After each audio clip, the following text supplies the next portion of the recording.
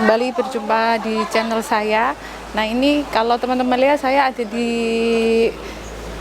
toko stationery atau fotokopi atau toko buku ya. Ini punya Mas Erik. Mas Erik, nanti kita kenalan sama Mas Erik. Oke. Nah, ini Mas Erik. Ini Mas Erik, kenalan dulu. Ini usahanya Mas Erik, masih jomblo.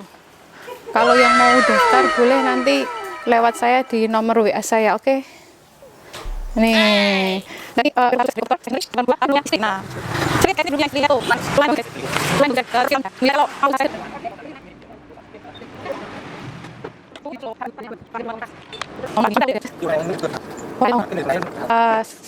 sekarang kita lanjut. Maaf tadi kepotong terus karena tadi ada pembeli. Karyawannya belum datang. Ya, karena karyawannya belum datang. Oke, berapa lama Mas usahanya ini? Udah 25 tahun. Ternyata 25 guys. Jadi ini hasil Ini generasi kedua. Oh, generasi kedua. Jadi Mas Erik tipe bejo. Mohon bersabar, ini ujian. Mohon bersabar, ini ujian. Ujian dari Allah. Ujian dari Allah. Ini adalah perjuangan. Mohon ditahan emosi, mohon ditahan emosi. Halo teman-teman, karena kita udah di tempat Mas Erik. Mas Erik ini kontraktor sama pengusaha fotokopi second bisnis ya. Dia usahanya banyak, jomblo. Kuliner. Ya, kuliner. Usahanya kuliner juga teman-teman ternyata. Jadi kalau kemarin kalau kemarin kita interview tentang modal awal, tips membuat minimarket, sekarang tips membuat toko stationery, toko alat tulis dan fotokopi. Kita tanya-tanya sedikit. Oke, Mas Erik perkenalkan seperti apa nama dan macam-macam. Nama ya udah tau lah, tadi udah dijelasin. Jadi nggak usah perkenalan lagi. Jadi maklum guys, orang sini tuh banyakan pemalu. Jadi kalau langsung aja Mas Erik, modal awal fotokopi yang paling murah, misalnya baru lulus kuliah kan susah cari kerjaan, terus modalnya mentok. Kalau modal minim tapi bisa jalanin fotokopi itu berapa Mas? Paling minim 40. Itu untuk beli fotokopi, beli komputer sama printer. Itu nanti bisa fotokopi sama cetak print, ngeprint gitu. Oke.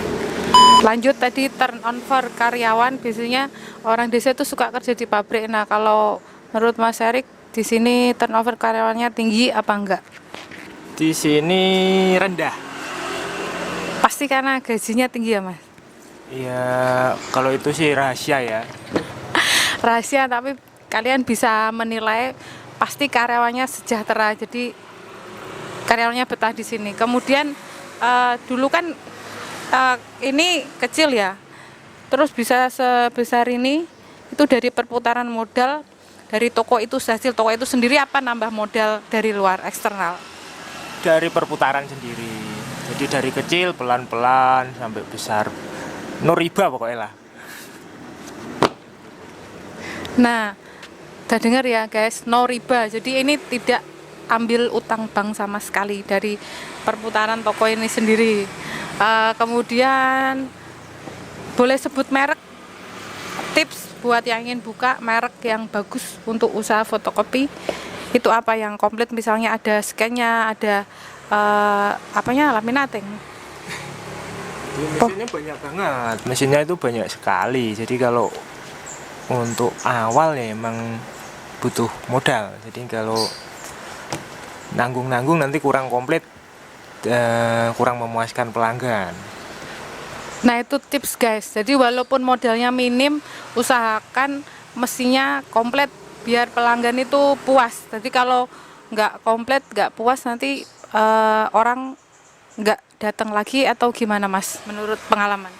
Ya jadi harus komplit ya, setiap pelanggan datang yang dia pengini, yang dia cari harus ada. Oh, palu gada. Apa yang lu cari gua ada, itu moto di sini ya guys. Eh, Harus selalu bisa. Oke, kalau kalau kemarin minimarket saya tanya kisaran profitnya. Nah, kalau ATK sendiri sama fotokopi kisaran profit berapa persen, Mas? 5 sampai 15. Jadi 5 sampai 15 guys, ini lebih tinggi dari minimarket kemarin. Jadi nanti bisa di sharing mau usaha apa, menyesuaikan modal. Oh, sekian dulu. Kita terima kasih dulu sama Mas Erik. Ada pesan terakhir Mas Erik? No riba pokoknya.